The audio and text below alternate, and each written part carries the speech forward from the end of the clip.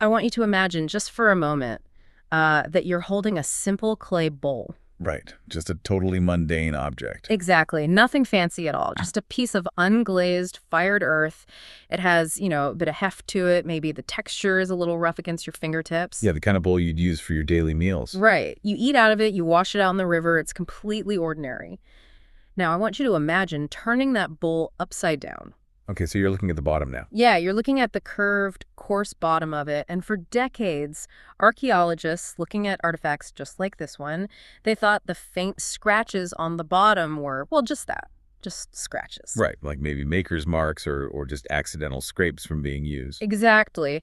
But what they actually found was an ancient piece of interactive technology.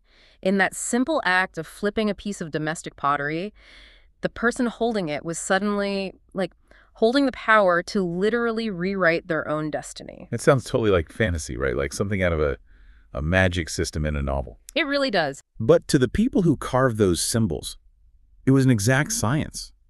I mean, it was an applied technology designed to seize the narrative of human existence, right out of the hands of the gods. Wow. And they didn't just casually believe this as some fringe philosophy. They structured their entire society, their education system, their survival strategies all around it. So we're heading back thousands of years today for this deep dive. We're going to the Shuangdendun ruins, we're investigating the ancient Xia civilization, and we are unpacking something called the Yin Fu Jing. Yes, a fascinating text. But before we even get into how an upside-down bowl acts as a piece of technology, what does Yin Fu Jing actually translate to? That is a perfect place to start, honestly, because the name itself gives away the secret. Okay, let's unpack this. So, yin generally means hidden or secret, and fu refers to a tally or a talisman. Like keeping score. More like a physical object.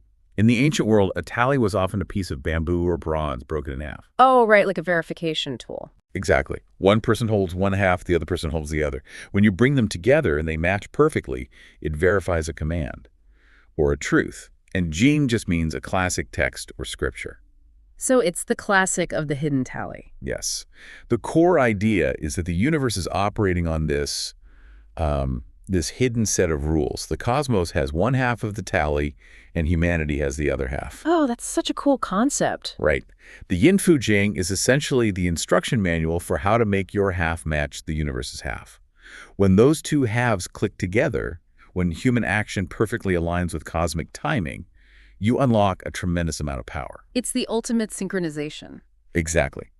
But to understand how these ancient people managed to synchronize with the universe using, clay bowls, we have to understand the environment they were doing it in. We have to talk about when this was happening. Right, because we're talking about a very specific window of time during the year. We're talking about summer. Yes, but we need to completely discard our modern conception of summer. Like vacations and the beach. Yeah, today summer means school's out, going to the pool, maybe complaining about the air conditioning being broken.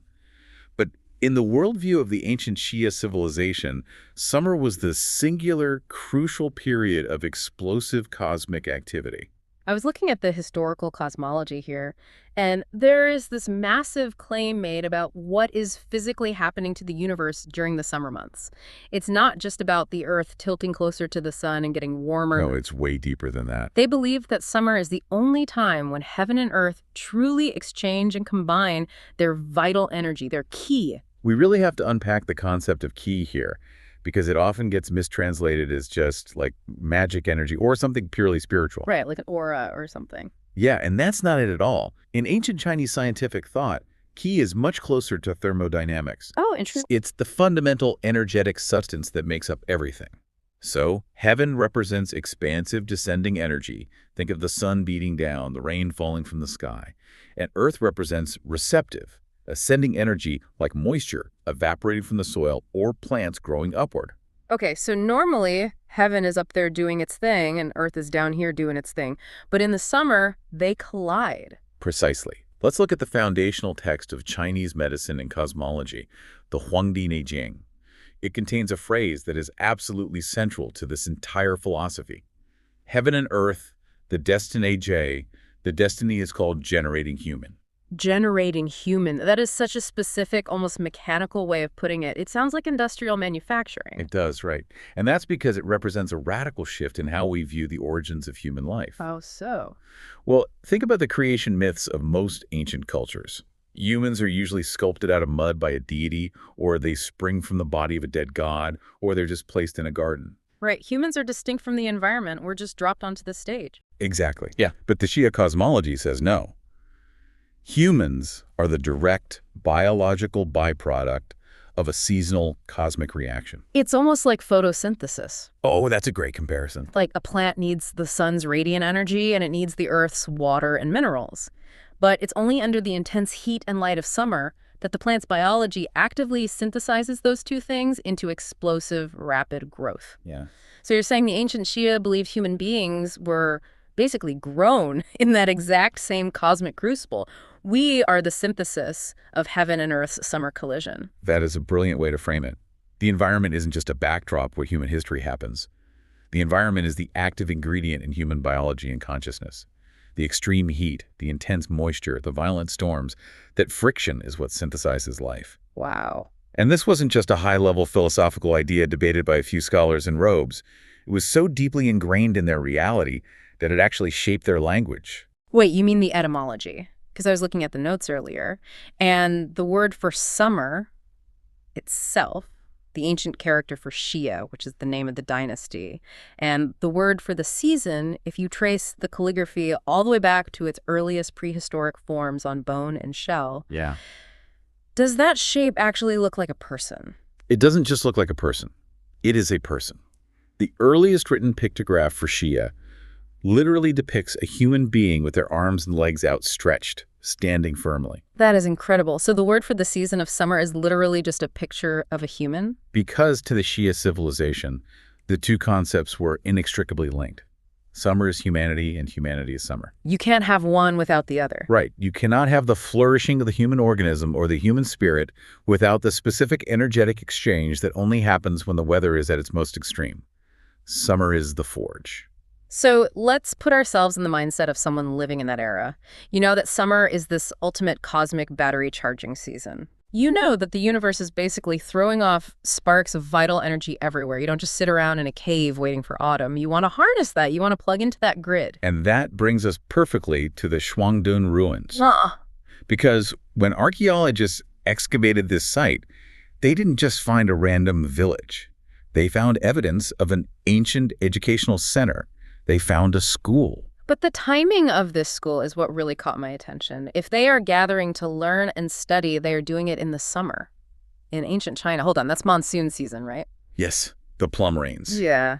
Torrential, relentless downpours, high heat, suffocating humidity. That sounds physically miserable. Oh, absolutely. And honestly kind of dangerous. If you are going to establish a university where people travel to gather and study the stars and the cosmos, why in the world would you set up an outdoor school in the middle of a torrential downpour? Why not wait for a crisp, clear autumn night when you can actually see the sky comfortably? It's a completely logical question from our modern standpoint, where our main goal is usually physical comfort. But for the people at Shuangdun, the extreme, miserable weather was the entire point. The misery was the point. Yeah, it was a required mechanism for learning. To understand why you need to be soaking wet in a thunderstorm to learn cosmic truths, we have to look at how they viewed the anatomy of human consciousness. Okay, how did they break down the human mind? They believed that because a human is synthesized from heaven and earth, human consciousness is divided into two corresponding parts.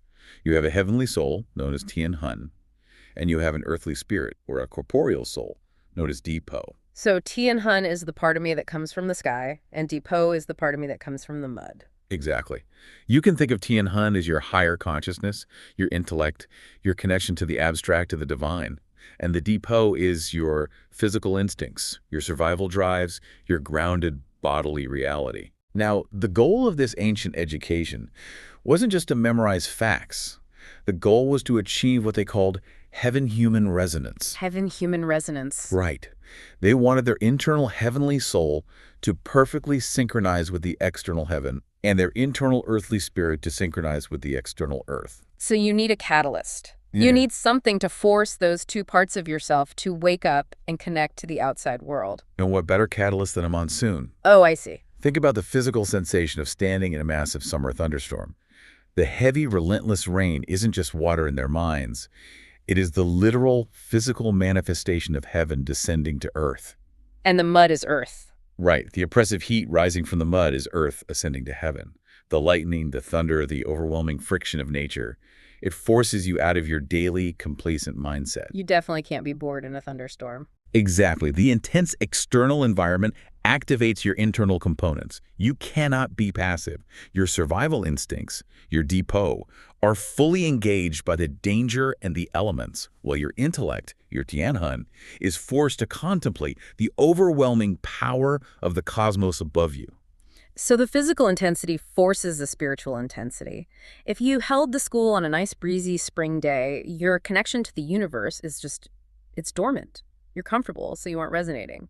The miserable weather is a feature, not a bug. That is a perfect summation, and we actually see the cultural echoes of this practice surviving to this day.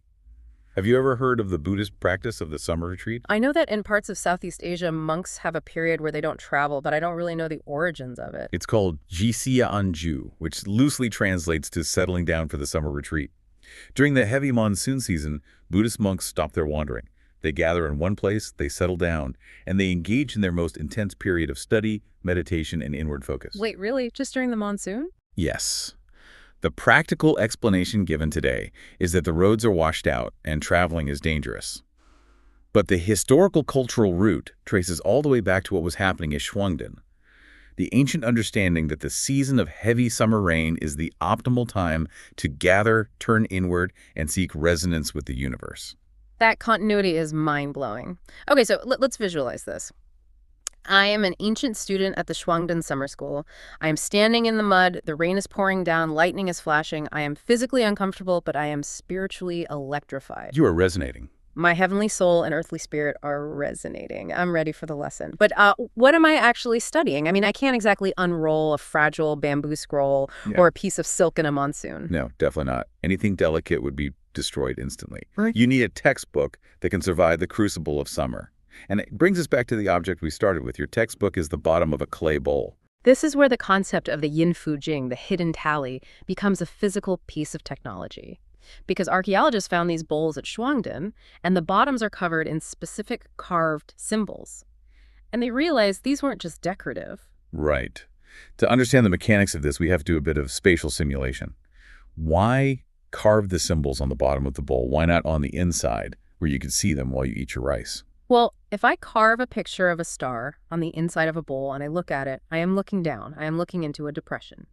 But if I turn the bowl upside down, the curved bottom of the bowl creates a dome. Yes. When you stand outside at night, the sky does not look like a flat ceiling. It looks like a massive overarching dome resting on the horizon. An upside-down bowl is the perfect, tangible scale model of the celestial dome. So if I'm a student, I take this bowl, I flip it upside down, and I hold it up over my head. I am literally holding a miniature sky. Exactly. And the symbols carved onto the outside of that dome correspond to the celestial bodies in the actual sky above you. It is a navigational tool. It's an astronomical map. So this is where my mind immediately went to modern technology. When I first grasped what they were doing, holding a curved object with symbols up to the sky, it's an ancient augmented reality headset. It really is. It's like one of those stargazing apps on a smartphone. You open the app, you hold the phone up to the night sky, and the screen overlays the constellations, the planets, and the names of the stars right over the real things. You're using a device to interface with the universe. They were doing the exact same thing, but with fired earth instead of microchips. It is a stunningly accurate analogy. The carved symbols on the bowl act as the overlay. By holding the bowl up and aligning it, the student learns how to observe the sky methodically. They aren't just staring at a chaotic jumble of stars.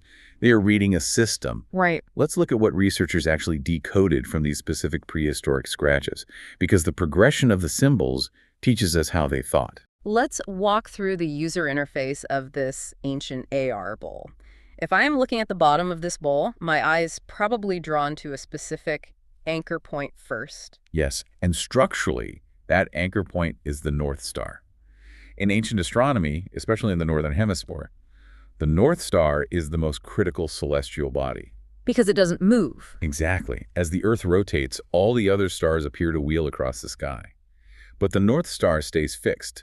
It is the pivot point. It is the center of the celestial wheel. So if I find the carved symbol for the North Star on my bowl and I align it with the actual North Star in the sky, suddenly my map is calibrated. I have my orientation. Precisely. You have locked your half of the tally to the universe's half. Once you are oriented, you can start tracking the dynamic elements of the sky. Moving from the center, there's a symbol decoded as the golden sun. But what fascinated me is the specific metaphorical language they used for it in the texts. Golden light piercing the cave. That phrasing is incredibly rich. In ancient thought, a cave represents darkness, ignorance, and the limitations of physical earthly life. It is the primitive state of humanity. Like Plato's cave, almost. Very similar. The sun is not just a hot rock in the sky, it is the ultimate penetrating power of illumination. By mapping the sun's path, they are tracking the source of life-giving K. The golden light piercing the cave is the moment of enlightenment, the moment the cosmic energy penetrates the human reality. So I have my anchor with the North Star. I am tracking the ultimate energy source with the sun. But the night sky has a lot more going on. I'm looking at another symbol here that archaeologists identified as the Heavenly Palace. The inclusion of a heavenly palace is a massive leap in abstract thinking. Why is that? It implies that the cosmos is not just a wild, untamed wilderness. It is structured. A palace suggests a designated cosmic architecture, a center of celestial governance. They believe the stars weren't just scattered randomly. They were organized into zones of authority. By mapping the heavenly palace, they are learning the political geography of the universe. Wow, political geography of the universe. And then we get into the really complex moving parts, the planets and the constellations. The researchers decoded symbols for the Scorpio constellation and a planet they called the Year Star, which we know today as Jupiter. Yes, the Year Star. But why would a prehistoric agrarian society care about tracking Jupiter? I mean, you can't plant crops by looking at Jupiter, right? That is where you'd be surprised. Tracking Jupiter is arguably one of the most sophisticated leaps in ancient astronomy, and it directly relates to human survival. Really? How? Jupiter takes roughly 12 years to complete one full orbit through the night sky. The ancient Chinese astronomers realized this, and it became the foundational metronome for their entire concept of long-term time. Wait, is this where the 12 earthly branches come from, like the 12-year zodiac cycle? Precisely. By tracking Jupiter the Year Star across 12 different sectors of the sky, they invented a reliable system for tracking decades. Oh, that makes so much sense. It allows you to record history, predict long-term climatic cycles, and organize a complex society. And the fact that they also map Scorpio is deeply significant to our earlier point about the season. Because Scorpio is a summer constellation. Exactly. Its appearance in the sky is the celestial herald that the season of peak exchange, the crucible of creation, has arrived. So this bowl is an incredibly dense informational tool. It has orientation, energy tracking, cosmic geography, long-term timekeeping, and seasonal indicators. It's essentially a prehistoric supercomputer. But there's one more symbol mentioned that feels totally different from the others, the Tao star. Yes. Day represents the fundamental path, the ultimate underlying principle of how the universe operates. It is the way of all things. Right. To have a specific celestial marker designated as the Tao star suggests they were looking for a visual navigational anchor for absolute truth. They weren't just doing astronomy, they were doing philosophy written in the stars. Okay, I am entirely convinced that this is a brilliant piece of technology. Creating an AR clay bowl to map the mechanics of the solar system is genius. But it still begs a massive question for me. What's that? Why? Why were they tracking the stars so obsessively? I mean, if you are a prehistoric person, every calorie counts. Every hour of energy matters. You don't spend countless hours standing in the rain holding up a bowl just for the intellectual thrill of knowing where Jupiter is. You are hitting on the most profound philosophical insight of this entire deep dive. To understand why they built these tools, we have to understand the fundamental spirit of the Shia civilization. We have to look at what they were trying to achieve, which was radically different from almost every other ancient civilization on Earth. Right, because when we look at ancient history, the Egyptians, the Mesopotamians, even the later Shang dynasty in China, the default human reaction to the cosmos is basically terror. Completely. You look up at the sky, you see a massive thunderstorm or a solar eclipse, and you realize you are tiny, fragile, and completely at the mercy of forces you don't understand. And what is the behavioral result of that terror? Submission. In the Shang dynasty, which came after the Shia, the culture was heavily defined by a subservient relationship to the divine. Subservient in what way? Well, The belief was that the gods are all-powerful, humans are pathetic. Therefore, if there is a drought or a flood or a disease, the only logical response is to drop to your knees. You worship, you perform elaborate, often brutal sacrifices, and you beg the gods for mercy. You just hope they take pity on you. But the Shia civilization didn't do that. The historical analysis highlights a specific core ethos that defined the Shia, a phrase that seems incredibly arrogant for people living in mud houses: man conquers nature, or Rending Shengtian. Rending Shengtian. It translates to human determination overcomes heaven. It is a revolutionary, almost shocking concept for the ancient world. It really is. The people of the Shia civilization did not look at a raging storm and think, how do we beg the thunder god to stop?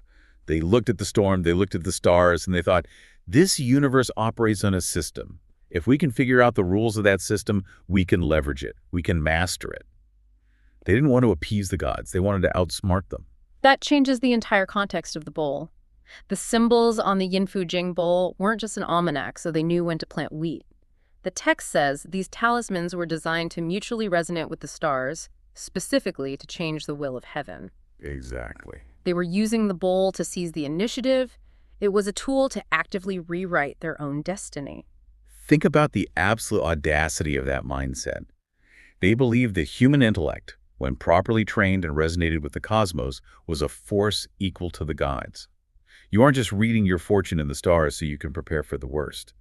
You are reading the stars so you can find the leverage point to move the universe. It makes me think about computer programming. How so? Well, if you imagine the universe is a massive, complex software system running the simulation of reality, the Shang civilization, and honestly, most of human history were like typical everyday users. When the universe gives you an update or throws an error code like a famine, you just blindly click I accept on the terms and conditions. You take what you are given because you don't know how the software works. That's a great analogy. But the Shia civilization, they were the original rogue hackers. They were standing in the monsoon, holding up their slave bowls, staring into the sky, trying to read the source code, and they were doing it because they fully intended to rewrite the program to suit their own needs. That is exactly what the Yinfu Jing represents. It is the developer console for reality. This distinct Shia philosophy, this defiant hacker mindset, is not just some quirky historical footnote. It is the taproot of the heroic struggle against heaven and earth spirit that defines the core of Chinese civilization's historical psyche. It is the reason why, in Chinese mythology, you don't see stories about humans quietly accepting a great flood because a god was angry. You see stories about humans figuring out how to build better boats or shooting down extra suns when the earth gets too hot. Right. But here's where I have to play devil's advocate for a second. Yeah. It is very romantic and inspiring to talk about conquering nature and rewriting the source code when you are sitting in a classroom looking at a bowl. Sure. It's a great philosophical stance. But nature doesn't care about your philosophy. When a real existential cataclysm hits, a clay bowl isn't going to save you. How did this hacker mindset actually hold up against physical reality? You're completely right. Philosophy is useless without application. And nature provided the ultimate devastating test of this conquering nature ethos. The ultimate test came in the form of water. We are talking about the epic, legendary floods, the stories of waters reaching the heavens, wiping out entire settlements, threatening to erase humanity from the map entirely. Yes. And the historical texts explicitly connect this ancient summer cosmology, the education at Shuangden, directly to the legendary figure of Dai Yu the Great. Yu the Great. He is the foundational cultural hero credited with taming the apocalyptic floods. And the historical record makes a very specific point about when this taming happened. The taming of the floods uniquely occurs in the intense summer months, the exact same season as the peak cookie exchange. The exact same season the students at Shuangden were standing in the rain holding up their bowls. It is not a coincidence at all. When the heavens opened up and the rivers swelled to wipe humanity away, the cultural inheritance of the Shia kicked in. The Shang mindset would have been, the water is rising, the gods have cursed us, climb a mountain and pray we don't starve. Wow. But Yu the Great and the Shia people didn't submit. They applied the hacker mindset. But how does astronomy lead to engineering? How does looking at a star map help you stop a literal flood? This is the leap of genius. The students at Shuangden learned, by tracking the North Star and Jupiter, that the cosmos operates on predictable mathematical rules. The stars move in geometry, right? The philosophical leap is if the overwhelming power of the sky obeys rules, then the overwhelming power of the earth must also obey rules. Water acts according to physics. It obeys gravity. It follows topography. You, the Great, realized that if you understand the rules of water, you don't have to build a giant wall to block it, which will inevitably break. You can engineer it. You rewrite the code of the river. Exactly. You, the Great, spent years observing the natural flow, mapping the terrain, and instead of blocking the water, he dredged canals. He blasted through mountains to create gorges. He guided the catastrophic floodwaters safely out to the sea. He hacked the hydrological system of a continent. That is just phenomenal. And he did it using the exact same underlying principle taught at Shuangdan. Observe the overwhelming force, find its underlying pattern, and apply human will to redirect it. That is an incredible through line. And it's not just ancient myth either. The research draws a direct, unbroken line from you the Great hacking the rivers all the way to modern times, because China still battles massive, devastating floods during the summer monsoon season today. Absolutely. The Yangtze River Basin still experiences catastrophic flooding. But when you look at how the modern nation responds, the massive, centralized mobilization of millions of people, the construction of titanic engineering projects like the Three Gorges Dam, the absolute refusal to just abandon the floodplains, that is the living, breathing legacy of the Xia spirit. Wow, you're right. It is the modern manifestation of Rending Shengtinian. It is the assertion that human intellect and collective will can and must negotiate with the overwhelming forces of nature. When you see a modern engineer managing a floodgate during a summer storm, you are seeing the exact same cultural DNA as the ancient student looking at the carved bowl. Okay, so this brings us to the ultimate question. What does this mean for you, the listener, right now? Because most of you listening are not civil engineers fighting epic river floods. Probably not. And you probably don't have a prehistoric clay star map in your kitchen cabinet. So how does this extremely ancient, highly specific heaven-earth resonance apply to a normal person living in the modern world? We have to abstract the lesson. The challenges we face today are often just as overwhelming as a physical flood, even if they are entirely personal. You might experience a sudden, devastating career crisis, a massive health diagnosis, a complete upheaval of your personal life or your family structure. Yeah, those are your internal monsoons. The chaos is the same. And when that personal flood hits your life, you are faced with the exact same two choices that ancient humans faced. You can adopt the mindset of the Shang civilization, which is the path of submission. You can become a victim of your circumstances. You passively hope that someone comes to rescue you. You blame the universe. You blame your boss. You blame the economy. And you just accept whatever destruction the floodwaters bring to your life. You basically click, I accept on the terrible terms and conditions reality just handed you. Or you can channel the Xia. You can embrace the hacker mindset. Yes. You first have to recognize that the extreme pressure of the crisis you are in, the pain, the anxiety, the chaos, is actually a moment of high resonance. Just like the summer thunderstorm at Shuangdan, the extreme environment is an opportunity for your internal consciousness to wake up. Right. The energy around you is chaotic, yes, but because it is chaotic, it is malleable, it is in motion. You don't hide from the storm. You use the vibrant, chaotic energy of it to adjust your own mindset. You build your own mental dams. You step back and you act like the student with the bowl.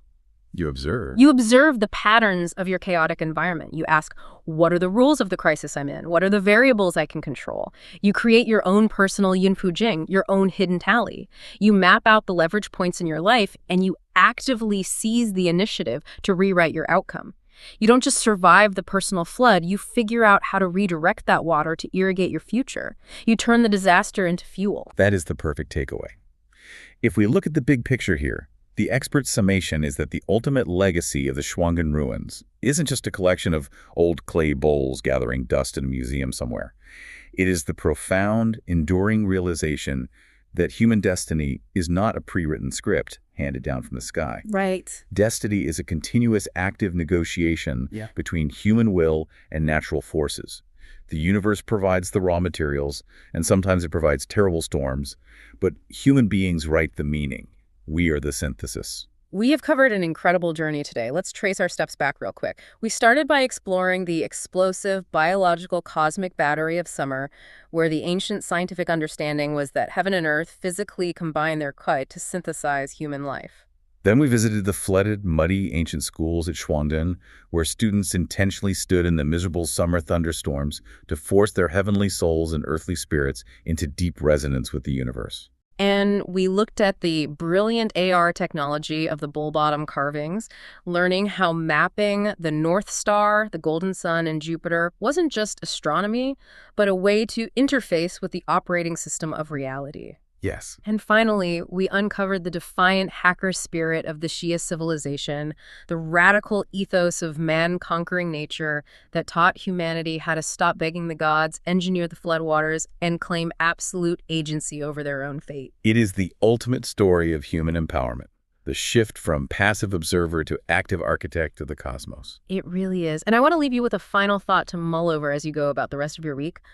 Thousands of years ago, our ancestors stood in the pouring rain, stared at the scratches on the bottom of a completely mundane, everyday clay bowl, and in that simple piece of domestic pottery, they found the tools to defy the gods and rewrite human history. It's amazing when you put it like that. So look around you right now. Look at your desk, your phone, your routine. What mundane tools in your everyday life are you just passively staring at, completely unaware of their hidden potential to help you hack your own reality and change your stars? Thank you for joining us on this deep dive. Keep questioning the systems around you, and we'll see you next time.